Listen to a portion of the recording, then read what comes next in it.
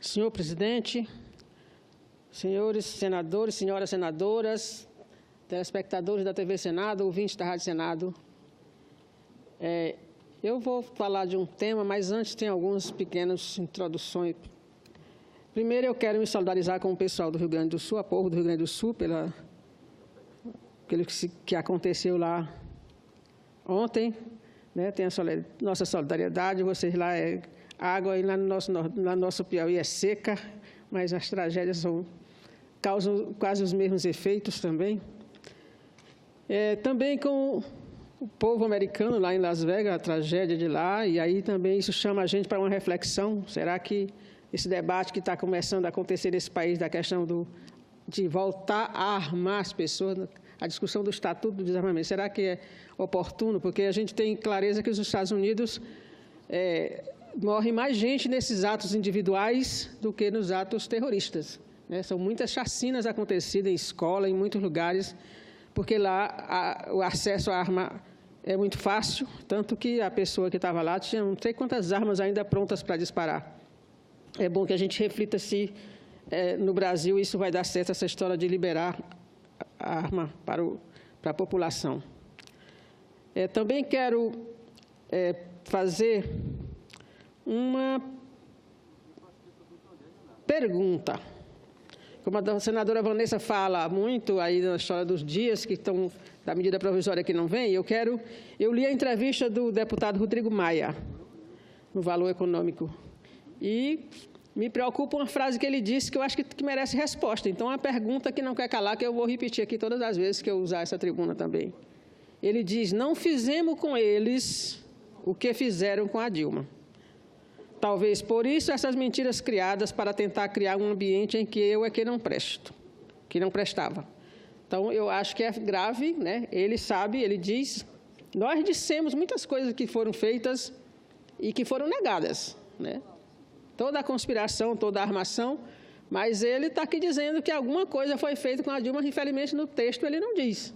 Só não vou fazer com eles o que fizeram com a Dilma. Então, tem uma coisa que o deputado Rodrigo Maia tem que responder, o que fizeram com a Dilma, o que ele sabe, né, que fizeram com a Dilma para chegar num processo de impeachment. Então, está aqui a entrevista do Valor, né, que é importante que todo mundo leia, porque é muito significativo, e principalmente essa afirmação dele sobre a questão. Então, vou sempre cobrar essa resposta.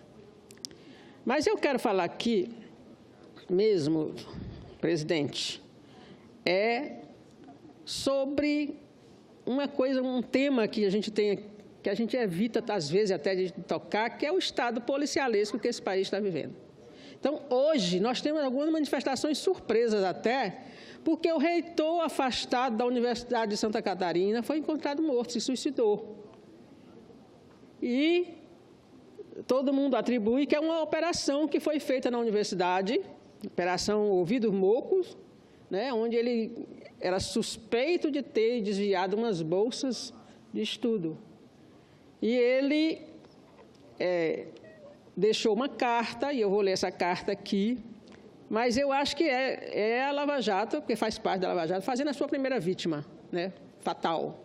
Porque a forma como se dá a prisão das pessoas sem a defesa já é condenado. O que foi que houve, consul? Já é condenado sem provas, sem ser ouvido até. Então, eu vou ler a carta do reitor, depois a nota da OAB, para ver que eu não preciso dizer mais nada. Que nós estamos vivendo um estado policialesco com situação perigosa, que quem é mais velho aqui, viveu coisas parecidas, né, que culminou, que chegou ao regime de exceção. Mas vou ler a carta do reitor, porque eu acho que ela diz mais, né? Ele diz: a humilhação e o vexame a que fomos submetidos, eu e outros colegas da Universidade Federal de Santa Catarina, há uma semana, não tem precedentes da história da instituição. No mesmo período em que fomos presos, levados ao complexo penitenciário, despidos de nossas vestes e encarcerados. Eu já ouvi de outras pessoas que foram presas também, que a primeira frase é ficar nu, só de cueca. Paradoxalmente, a universidade que comando, desde maio de 2016, foi reconhecida como a 6ª melhor instituição federal de ensino superior brasileira. Avaliada com vários cursos de excelência em pós-graduação pela CAPES, homenageada pela Assembleia Legislativa de Santa Catarina. Nos últimos dias, tivemos nossas vidas devassadas e nossa honra associada a uma quadrilha, acusada de desviar 80 milhões e impedidos, mesmo após libertados, de entrar na universidade. Esse cidadão morava do lado da universidade e ele não podia ir. Ele não foi destituído, ele continuava um reitor. Estava afastado, mas ele não podia entrar na universidade. Ele entrou com um recurso e conseguiu que ele entrasse para passar 3 horas lá dentro. Talvez não conseguisse nem documentos para fazer sua defesa. Quando assumimos em maio de 2016, por mandato de 4 anos, uma de nossas mensagens mais marcantes foi a da harmonia, do diálogo, do reconhecimento das diferenças. Dizíamos a quem quisesse ouvir que na Universidade Federal de Santa Catarina tem diversidade. A primeira reação, portanto, ao ser conduzido da minha casa para a Polícia Federal, acusado de obstrução de uma investigação, foi de surpresa. Ao longo de minha trajetória como estudante de Direito, graduação, mestrado e doutorado, depois docente, chefe do departamento, diretor de Centro de Ciências Jurídicas e, afortunadamente, reitor, sempre exerci minha atividade tendo como princípio a mediação e a resolução dos conflitos com respeito ao outro, levando a empatia ao limite extremo da compreensão e da tolerância. Portanto, ser conduzido nas condições em que ocorreu a prisão deixou-me ainda perplexo e amedrontado. Aqui está dizendo que ele estava impedido de entrar e tudo mais, mas esse é um trecho, a carta tem mais coisas ainda, mas para mostrar a necessidade da gente fazer esse debate. Porque ele é a vítima concreta, mas a gente já tem outra. Dona Marisa Letícia também eu considero uma outra vítima.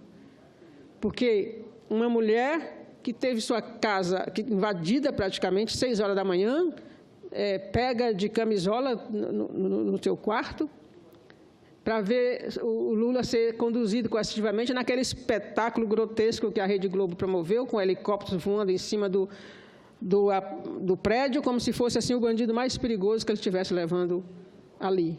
Depois disso, a Marisa, que era uma mulher alegre, virou uma mulher triste, porque era uma mulher que era acostumada a ir no açougue, a ir na padaria, a ir comprar o que precisava para casa, era ela que fazia, e ela deixou de fazer isso. Então, ela ficou encarcerada dentro de casa. Então, considero também que é uma vítima, por isso a gente precisa debater esse assunto, né? Porque para que outras coisas mais graves não aconteçam, está se condenando as pessoas pela simples delação, enquanto outros que têm provas ficam se tentando esconder ou protelar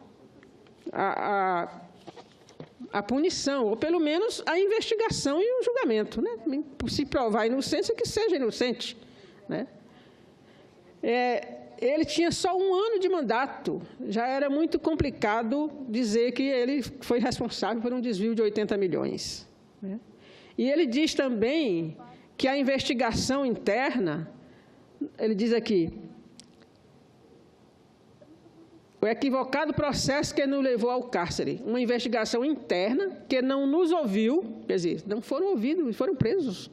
Informações seletivas repassadas à PF, sonegação de informações fundamentais ao pleno entendimento do que se passava e a atribuição a uma gestão que recém completou 1 ano de denúncia relativa ao período anterior.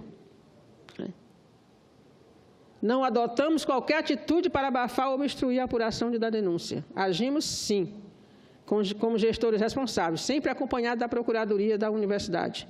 Mantivemos com frequência contato com representantes da Controladoria Geral da União, do Tribunal de Contas da União. Estávamos no caminho certo, com orientação jurídica e administrativa. O reitor não toma nenhuma decisão de maneira isolada. Tudo é colegiado, ou seja, tem a participação de outros organismos. E, reitero, a universidade sempre teve e vai continuar tendo todo interesse em esclarecer a questão. De todo esse episódio, que ganhou repercussão nacional, a principal lição é que devemos ter mais orgulho ainda da Universidade Federal de Santa Catarina. Ela é responsável por quase 100% do aprimoramento da indústria, dos serviços e do desenvolvimento do Estado, em todas as regiões.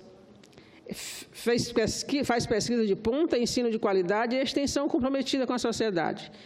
E tenho certeza, muito mais forte do que qualquer outro acontecimento. E aí, o advogado, eu quero ler o que diz o advogado dele, porque serve para nós, né? O advogado diz, o advogado do reitor, que sua dolorosa partida sirva de reflexão para todos, especialmente aqueles ávidos por holofotes que, entorpecidos por ego e vaidade, extrapolam suas funções institucionais, aos demais que divulgam e replicam notícias de maneira assodada e equivocada, destruindo carreiras, reputações e vidas. Isso é a nota dos advogados do reitor. Mas tem a nota da OAB, que pela primeira vez se manifesta concretamente, porque ele era inscrito na OAB, né, da área jurídica, advogado. Então, a OAB tem uma nota que eu vou ler aqui. Diz: a OAB de Santa Catarina manifesta publicamente seu profundo pesar pela morte do reitor da Universidade Federal de Santa Catarina, Luiz Carlos Cancelier, ocorrida na manhã desta segunda-feira em Florianópolis, em circunstâncias trágicas. É chegada a hora da sociedade brasileira e da comunidade jurídica debaterem seriamente a forma espetacular e midiática como são realizadas as prisões provisórias no Brasil, antes sequer de ouvidos envolvidos, que dirá sua defesa. Só agora a OAB percebeu isso, né? Mas antes tarde do que nunca, né? Reputações construídas duramente ao longo de anos de trabalho e sacrifício podem ser completamente destruídas numa única manchete de jornal. Para pessoas inocentes, o prejuízo é irreparável. Cabe-lhes a vergonha, a dor, o sentimento de injustiça. O peso deste sentimento pode ser insuportável. Aos familiares e amigos do professor Cancelier, nossas sinceras condolências. A OAB Santa Catarina está de luto oficial por 3 dias. Então, quer dizer, eu acho que esse debate pode ganhar corpo, porque a OAB agora acordou para a gravidade do assunto, né? E eu quero aqui comunicar que nós vamos fazer um debate dia 10 sobre o judiciário e a imparcialidade do juiz. Então, acho que esse debate pode também nos ajudar em muita coisa e pode ser um grande debate que a gente vai fazer, um primeiro de um ciclo, para a gente discutir essas coisas. Não é razoável a forma, esse pessoal que está agora, essa geração que está agora no Ministério Público, na Polícia Federal, tem uma sede de mídia incrível. Eles trabalham, parece que mais para as redes, principalmente para a Rede Globo, do que propriamente para o governo, né? Precisa ser mais discreto. Não é possível. Entre as pessoas, tem culpados e tem inocentes. Então, não pode ser... Porque depois que sai na Rede Globo, por exemplo, a pessoa passa a ser culpada para o resto da vida. Não interessa que ele publique, que ele consiga provar sua inocência. Ele está perdido, porque o espetáculo que se produz para as pessoas se assistirem, as pessoas se convencem, ficam convencidas que a pessoa é culpada. Então, precisa que esse debate se abra sobre essa questão. E eu fico feliz que já temos parceria na OAB de Santa Catarina, porque com essa nota ela não pode voltar atrás em relação aos outros, porque não pode ser parcial, não pode ser só para um lado, tem que valer para todo mundo, né? Então, a gente precisa cuidar desse assunto, e eu precisava fazer, até desviei do que realmente eu ia falar, porque eu vi essa notícia e resolvi ler a carta, ler a nota dos advogados, ler a nota da OAB, que eu acho que isso mexe mais com a opinião pública do que outra coisa que eu ia dizer. Mas quero encerrar falando com a solidariedade também a uma pessoa que sofreu racismo, coincidentemente, em Florianópolis. Semana passada, o promotor de justiça do Piauí, doutor Francisco de Jesus, que é uma pessoa, é um promotor que realiza um programa de combate à violência contra a mulher, premiado no Brasil, em primeiro lugar como experiência de combate à violência contra a mulher, disputando o primeiro lugar agora sul-americano na Colômbia. E o doutor Francisco de Jesus sofreu racismo 2 vezes no Ministério Público de Santa Catarina. Ele foi, como conselheiro do Conselho do Ministério Público, ele foi para um seminário lá, e quando ele chegou na porta, ele é negro, quero dizer, ele chegou na porta, a pessoa não deixou ele subir no elevador. Disse que ele tinha que esperar lá fora. E ele foi lá para fora esperar. Do lado de fora, não podia ficar nem do lado de dentro. Quando chegou uma colega, também promotora, aí, o que você está fazendo aqui? Aí ele contou, ele depois, vamos embora lá. Aí, como ele foi com ela, ninguém mexeu com ele, ele subiu com ela. A promotora do Maranhão, se não me engano. Pois bem, aí ele denunciou, falou lá. Mas no dia seguinte, quando ele chegou para entrar de novo, sozinho, de novo ele foi mandado, e era outra pessoa, não era o mesmo do dia anterior. Foi mandado esperar lá fora. Aí ele começou a gravar, começou a fazer e entrou com ação lá. Porque isso é um absurdo, porque significa que tem no Ministério Público de Santa Catarina orientação para tratar os pretos de forma diferente. Assim como tem aquele comandante de polícia lá em São Paulo que diz que a forma de abordar na favela tem que ser diferente da forma de abordar nos jardins. Pois é, no Ministério Público de Santa Catarina aconteceu isso, e isso é lamentável, e ainda tem gente que abre a boca para dizer que não tem racismo no Brasil. É uma praga que está cada vez se mostrando, era incubado, era camuflado, mas agora está se mostrando assim, sem a menor cerimônia, sem a menor vergonha. Em todo lugar você vê estas coisas. E uma preocupação muito grande, e parabenizo a sua intervenção, uma vez que a senhora está ocupando um papel importante como presidente da Comissão de Direitos Humanos aqui na Casa, fundamental que traga para o debate, para o plenário, essas questões. Agora mesmo aqui em Brasília,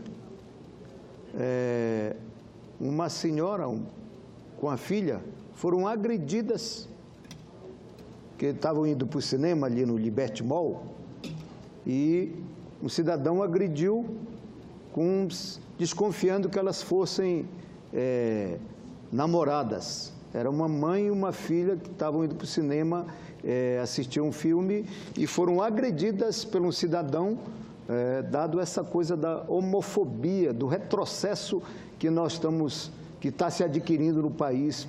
E, consequentemente, não sei se tem alguma coisa a ver com isso, mas pós o golpe, pós a ilegitimidade do governo que está aí, todas essas questões estão voltando para o nosso país, ou está se surgindo em nosso país. Porque tem um setor muito grande que é apoiando isso, apoiando toda essa intolerância que está caminhando para o ódio já no Brasil.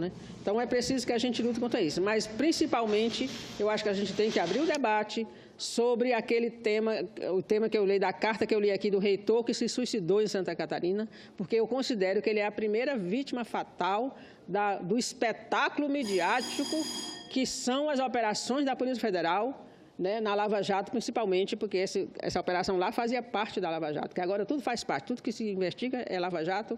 Então, o reitor se suicidou porque se sentiu humilhado, se sentiu ultrajado, se sentiu, mesmo que ele seja culpado, que parece-me que não é, porque ele só tinha 1 ano de mandato, ele não podia ser responsável por 80 milhões de desvio, ele diz claramente que foram acontecimento do mandato anterior ao dele, ele estava no primeiro mandato, e dizendo que ele obstruiu, agora é moda também dizer que é porque está obstruindo o processo da justiça, quando ele não foi sequer ouvido, o processo não tinha nem começado, porque começa dentro da universidade a investigação, e se ele não foi sequer ouvido, ele não podia ser conduzido coercitivamente na frente de todos os alunos que dos professores, de toda a comunidade universitária, a família dele, porque mora do lado da universidade. Quer dizer, é uma humilhação que nem todo mundo suporta, que nem todo mundo é forte para aguentar e reagir a isso. Então, eu fiquei assim impressionada com isso, porque este país não vai acabar bem com essas atitudes. Em pleno século XXI, a pessoa ser humilhada dessa forma a ponto de não aguentar e cometer o suicídio. Ele teve muita solidariedade, ele mesmo diz na carta também, a solidariedade imensa da população, da comunidade universitária, dos alunos todos, todo mundo a favor dele, mas na hora que você lança dúvida sobre uma pessoa, é claro que a sociedade, e agora com a rede social, já fica desconfiando, já fica achando culpado. Então, ele não aguentou e resolveu tirar a própria vida. Eu acho que esse caso deve servir de ponto de partida para a gente debater o assunto. E eu acho que essa audiência pública que a gente vai fazer na Comissão de Direitos Humanos no dia 10, né, na próxima semana, que é o judiciário e a imparcialidade do juiz, é o tema de uma série de debates que nós vamos fazer. Eu acho que pode ser o pontapé inicial dessa discussão necessária neste Senado, nesta Casa Legislativa. Muito obrigada.